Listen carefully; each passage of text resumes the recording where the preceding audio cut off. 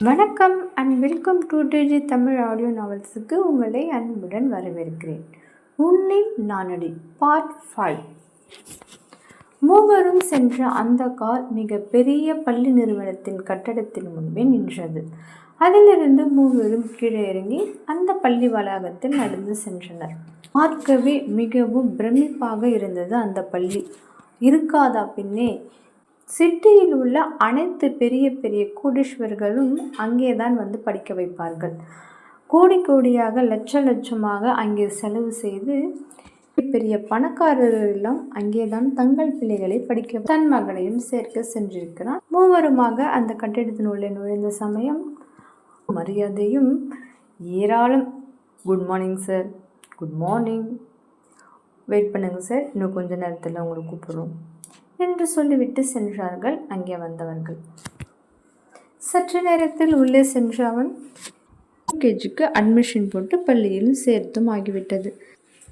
பிறகு மூவருமாக கிளம்பி ஒரு மிகப்பெரிய ஹோட்டலுக்கு சென்றார்கள். இளமாறனுக்கோ தன் தந்தையுடன் வெளியே செல்வதில் அலாதி ஆர்வம். அப்பா அப்பா, எனக்கு அந்த ஐஸ்கிரீம் வேணும் அப்பா. வாங்கிக்கூட கண்ணா, உனக்கு இல்லாத ஐஸ்கிரீமா என்று அவன் சொல்ல, மூவருமாக அங்கே ஐஸ்கிரீம் ஆர்டர் செய்து சாப்பிட்டார்கள். அவளது விருப்பம் அங்கு காற்றில் தான் கரைந்து போனது. ஐஸ்கிரீம் சாப்பிட்டு விட்டு அங்கிருந்த ஒரு மாலுக்கு சென்றார்கள்.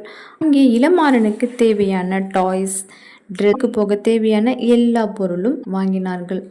அடுத்து அவளிடம் வந்தான். உனக்கும் எதுவும் வேணும்னா இங்கே வாங்கிக்கோ, இங்கே எல்லாமே கிடைக்கும் என்றவன் பெண்கள் இருக்கும் பகுதிக்கு அவளை அழைத்து சென்றான். இங்கே உனக்கு தேவையானது எல்லாமே இருக்கும், போய் பார்த்து வாங்கிக்கோ என்று சொன்னவன் அங்கிருந்து விலகி சென்றான். அவளுக்கு அதன் உள்ளே பார்ப்பதே மிகவும் பிரமிப்பாக இருந்தது. அவள் என்னதான் தேர்வு செய்வாள்? எதுவும் செய்யாமலே சுற்றி சுற்றி பார்த்துவிட்டு அங்கேயே அமர்ந்து கொண்டாள். சற்று நேரத்தில் வந்த இளஞ்செழியன், என்ன வாங்கலையா எதுவும்? இல்லை, எனக்கு என்ன வாங்கிறதுனே தெரியலையே. ஓ, என்ன வாங்கிறதுனே தெரியாத ஒரு பொண்ணா? உனக்கு என்ன தேவைன்னு கூட உன்னால் தெரிஞ்சுக்க முடியலையா? இல்லை, எனக்கு எதுவும் வேணாம்.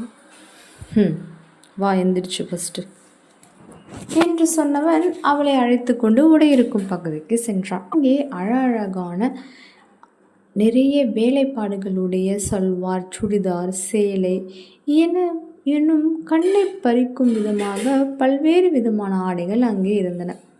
அதில் ஒன்று அவளுக்கு எடுத்து வைத்தான். அவள் அதனுடைய விலையை பார்த்து மயக்கமே வராத குறையில் நின்று விட்டாள். ஐயோ இல்லை, எனக்கு இது வேண்டாம். சரி என்று அவளுக்கு பிடிக்கவில்லையோ என்று இன்னொரு ஆடை எடுத்து வைத்தான். அதனையும் அவள் ட்ரெஸ்ஸை பார்க்காமல் அதன் விலையைத்தான் பார்த்து இல்லை இல்லை, இது வேண்டாம் என்று சொல்லிவிட்டாள். அவனுக்கோ சந்தேகம், என்ன எது எடுத்து வைத்தாலும் வேணாம் வேணாம் சொல்கிறாளே. அப்பொழுதுதான் அவனுக்கும் புரிந்தது, விலையை பார்த்து தான் பெண் அவள் வேண்டாம் என்கிறாள் என்று.